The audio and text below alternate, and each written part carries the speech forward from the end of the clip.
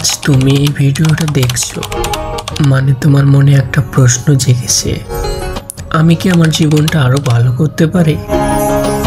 উত্তর একটাই, হ্যাঁ পারো। আর সেই সুযোগ এখন আমাদের হাতের মুঠোয়, যেটার নাম ইন্টারনেট। একটা মোবাইল ফোন, একটা ইন্টারনেট কানেকশন আর একটু মনোযোগ, এই তিনটি আজ লাখো মানুষের জীবন বদলে দিয়েছে। তুমি, আমি, আমরা সবাই পারি যদি সঠিকভাবে ব্যবহার করতে জানি। একটা সময় ছিল কিছু শেখার জন্য আমাদের বই কিনতে হতো, ট্রেনিং নিতে হতো, শহরে যেতে হতো। আজ তুমি ঘরে বসেই শিখতে পারো digital marketing, video editing, graphics design, coding, freelancing, এমনকি ব্যবসা পরিচালনা। একটা ছোট্ট ইউটিউব চ্যানেল থেকে মানুষ কোটিপতি হয়ে যাচ্ছে। একটা ফেসবুক পেজ থেকে মানুষ চাকরি ছাড়ছে। একটা টিকটক বা ইনস্টাগ্রাম ভিডিও মানুষকে বিশ্বজোড়া পরিচিত করছে। ইন্টারনেট শুধু বিনোদনের জায়গা না, এটা এখন সম্ভাবনার দরজা। তুমি কি জানো আমাদের দেশের হাজার হাজার তরুণ এখন ঘরে বসেই আয় করছে? কেউ করছে ফ্রিল্যান্সিং, কেউ অ্যাফিলিয়েট মার্কেটিং, কেউ বা ইউটিউব বা ফেসবুক মনিটাইজেশন কাজ করছে। আর মজার বিষয় হলো, তাদের কারোরও শুরুটা বড় ছিল না। কেউ একটা ফোন দিয়ে শুরু করছে, কেউ ধার করে ল্যাপটপ নিয়ে কাজ শুরু করেছে। তাদের কাছে ছিল শুধু একটা জিনিস, নিজের উপর বিশ্বাস। তুমি যদি এখনই শুরু করো, তাহলে তুমিও একদিন উদাহরণ হয়ে উঠবে। আমাদের সবচেয়ে বড় ভুল হলো আমরা ভাবি আমরা তো তেমন কিছু জানা নেই। কিন্তু প্রশ্ন হলো, তুমি কি শেখার ইচ্ছা রাখো? কারণ অনলাইন দুনিয়ায় জ্ঞানই আসল পুঁজি। তুমি আজ যদি 1 ঘন্টা ইউটিউবে বা ফ্রি কোর্সে সময় দাও, কাল তুমি সেই জ্ঞান দিয়ে আয় করতে পারবে। সময় নষ্ট করে সোশ্যাল মিডিয়া স্ক্রল না করে সেই সময়টা যদি কাজে লাগাও শেখার জন্য, তোমার জীবন বদলাতে শুরু করবে। কোথা থেকে শুরু করবে? প্রথমে একটা স্কিল বেছে নাও, যেমন digital marketing, video editing, design, content writing বা মার্কেটিং। ইউটিউব বা গুগল থেকে শেখো, সম্পূর্ণ ফ্রিতে। প্রতিদিন 2 থেকে 3 ঘন্টা সময় দাও। নিয়মিতভাবে নিজের কাজগুলো সোশ্যাল মিডিয়ায় পোস্ট করো। কিছুদিন পরেই তুমি নিজের পরিবর্তন বুঝতে পারবে। মনে রাখবে, consistency is more powerful than talent. নিয়মিততা প্রতিভাকেও হার মানায়। অনলাইনে আয়ের বাস্তব পথগুলো ফ্রিল্যান্সিং এর জন্য যেগুলো রয়েছে: fibre, Upwork, marketplace. Content creation, YouTube, Facebook, TikTok. Affiliate marketing, product review করে কমিশন। ডিজিটাল মার্কেটিং, ব্যবসা প্রচার করে আয়। অনলাইন স্টোর, নিজের পণ্য বিক্রি করে। প্রতিটি ক্ষেত্রেই শুধু দরকার ধৈর্য, নিয়মিত চর্চা আর আত্মবিশ্বাস। সমাজ ও পরিবারের পরিবর্তন, যখন তুমি নিজের টাকায় কিছু কিনতে পারবে, পরিবারের সাহায্য করতে পারবে, তখন সবাই বলবে এই ছেলেটা নিজের জীবন বদলে দিয়েছে। তুমি সমাজে অনুপ্রেরণা হয়ে উঠবে। তোমার উদাহরণ দেখে আরেকজন হয়তো শুরু করবে। আর সেইভাবে একটা নতুন প্রজন্ম তৈরি হবে, যারা শুধু চাকরি খোঁজে না, বরং নিজের কাজ তৈরি করে। অনলাইন শুধু বিনোদনের জায়গা নয়, এটা ভবিষ্যতের দুনিয়া। যে আজ শুরু করবে সেই কাল নেতৃত্ব দেবে। তাই আজ একটা ছোট্ট সিদ্ধান্ত নাও, আমি সময় নষ্ট করব না, আমি শিখবো না, আমি বদলাবো। একটা ফোনই তোমার জীবন বদলে দিতে পারে, শুধু দরকার সাহস, চেষ্টা আর আত্মবিশ্বাস। তুমি পারবে, নিশ্চয়ই তুমি পারবে। আজকের এই ভিডিওটা তোমাদের মনে লোভ জাগানোর জন্য ছিল না, বরং এটি থেকে তোমরা শিক্ষা নাও। বসে না থেকে, সময় নষ্ট না করে, যে জায়গায় সময় নষ্ট করতেছ সেখান থেকে কিছু করো, কিছু করার চেষ্টা করো। আজকের এই ভিডিওটি যদি আপনাদের ভালো লাগে তাহলে চ্যানেলটি সাবস্ক্রাইব করে দিবেন। ধন্যবাদ। যদি তোমার কোনো ব্যাংক অ্যাকাউন্ট না থাকে বা তোমার ব্যাংক অ্যাকাউন্ট খোলার কোনো উপায় নেই, তাহলে তুমি বায়ারদের থেকে টাকা কিভাবে নিবে? বায়ারদের থেকে তুমি ডলার কিভাবে নিবে? বাংলাদেশে যদি তোমার ব্যাংক অ্যাকাউন্ট না থাকে তাহলে তুমি বিদেশি ক্লায়েন্টদের কাছ থেকে টাকা নিতে পারবে। এর বাস্তবসম্মত পথ অনেকগুলোই খোলা আছে। এর মধ্যে সাধারণ যেটা সহজ সেটা হচ্ছে বিকাশ বা নগদ। বিকাশ বা নগদের মতো স্থানীয় মোবাইল ওয়ালেট, আন্তর্জাতিক রেমিটেন্স।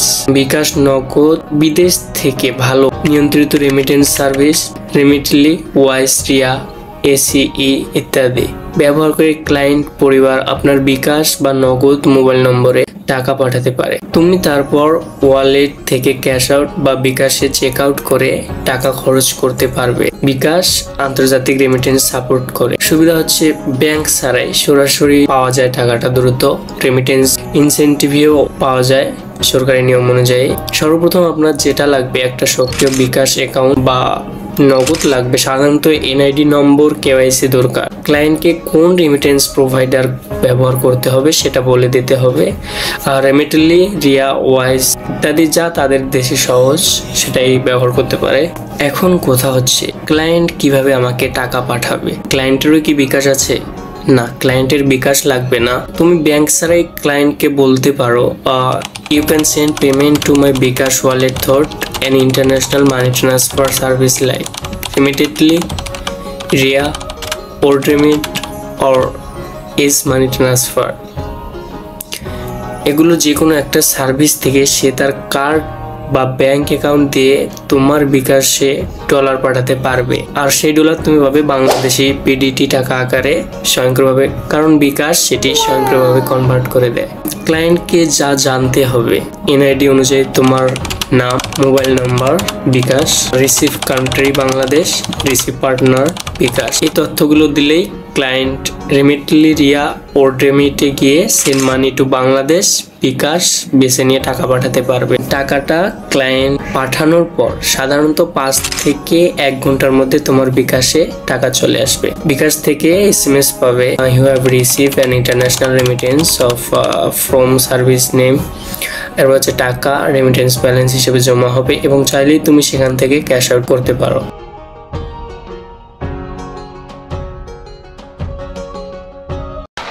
কল্পনা করো এখন সময় 2050 সাল।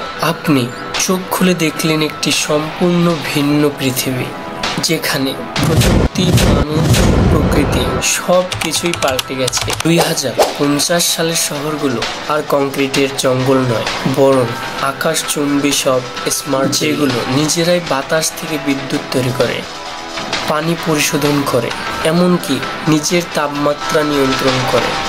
এখন আর আগের মতো বাড়ি বা রাস্তা কোনোটিই নেই। এখন মানুষ চলে উড়ন্ত গাড়িতে, আর নিচের রাস্তাগুলো শুধুই রঙিন পার্কে আর কৃত্রিম নদীতে ভরা। এখন আর স্কুলে যাওয়ার দরকার নেই, কারণ সব ক্লাস এখন হোলোগ্রাফিক। শিক্ষক আপনার সামনে না থাকলেও তার 3D হলোগ্রাম ঠিকই আপনার সামনে ক্লাস নিচ্ছে। আপনি তাকে প্রশ্ন করছেন আর সে রিয়েল টাইমে আপনাকে উত্তর দিচ্ছে। 2050 সালে এখন কাজের ধরনও বদলে গেছে। মানুষের পাশে এখন কাজ করছে রোবট সহকর্মী। কারখানা, হাসপাতাল, ব্যাংক এগুলোতে এআই ও হিউম্যান একসাথে কাজ করছে। কিন্তু এখানে শেষ নয়, মানুষের শরীরে রয়েছে স্মার্ট চিপ, যা আপনার স্বাস্থ্য, ঘুম, খাবার, এমনকি আপনার মুড পর্যন্ত ট্র্যাক করে। অসুস্থ হওয়ার আগেই আপনাকে সতর্ক করে দেয়। আর মহাকাশ, 2050 সালে মানুষ শুধু চাঁদেই নয়, মার্সেও স্থায়ীভাবে বসবাস করছে। মার্সে প্রথম স্কুল, প্রথম হাসপাতাল এবং মার্স ক্যাম্প পর্যন্ত খুলে গেছে। পৃথিবীতে তখন জলবায়ু পরিবর্তন ভয়ানক রূপ নিয়েছে। বেশ কিছু দেশ হারিয়ে গেছে সমুদ্রের নিচে, কিন্তু নতুন ভাসমান শহরগুলো তৈরি হয়েছে সাগরের উপর। পৃথিবীর বড় বড় শহরগুলো এখন চলে কৃত্রিম বুদ্ধিমত্তা, এআই দিয়ে। নিরাপত্তা, বিদ্যুৎ সব কিছু নিয়ন্ত্রণ করে স্মার্ট সিস্টেম। মানুষের কাজ হলো শুধু চিন্তা করা, সৃষ্টি করা আর বাঁচা। তবুও একটা প্রশ্ন রয়েই যায়, এই প্রযুক্তির জোয়ারে মানুষ কি এখনো মানুষ থাকবে, নাকি রোবটের মতো ঠান্ডা আর যান্ত্রিক হয়ে যাবে মানুষের হৃদয়? 2050 সালের পৃথিবী একদিকে স্বপ্নের মতো উন্নত, অন্যদিকে অজানার মতো ভয়ঙ্কর। তাহলে আপনি কি মনে করেন, আমরা কি ভবিষ্যতের জন্য প্রস্তুত, নাকি ভবিষ্যতে আমাদেরকে বদলে দেবে? 2050 সালে পৃথিবী বদলে যাবে, কিন্তু আপনি, আপনার মন আর আপনার মানবতা, তা কি একই থাকবে? এটাই ভবিষ্যৎ, আর ভবিষ্যৎ শুরু হচ্ছে আজ থেকে।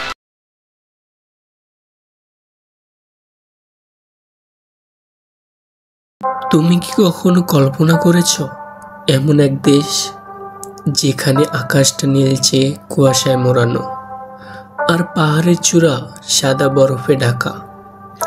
সুইজারল্যান্ড পৃথিবীর বুকের এক স্বপ্ন রাজ্য, যেখানে প্রকৃতি তার সমস্ত সৌন্দর্য নিঃস্বার্থভাবে ঢেলে দিয়েছে। এখানকার সকালগুলো যেন রঙিন ছবির মতো। সূর্যের আলো যখন বরফে ঢাকা পর্বত চূড়ায় পড়ে, পুরো আকাশ যেন সোনালি রঙে ঝলমল করে ওঠে। আর চারিদিকে শুধু নীরবতা। সেই নীরবতার মধ্যেও আছে এক মায়াবী সুর, পাখির ডাক, নদীর কলকল ধ্বনি আর হালকা বাতাসের ছোঁয়া। সুইজারল্যান্ডের লেকগুলো যেন আয়নার মতো স্বচ্ছ।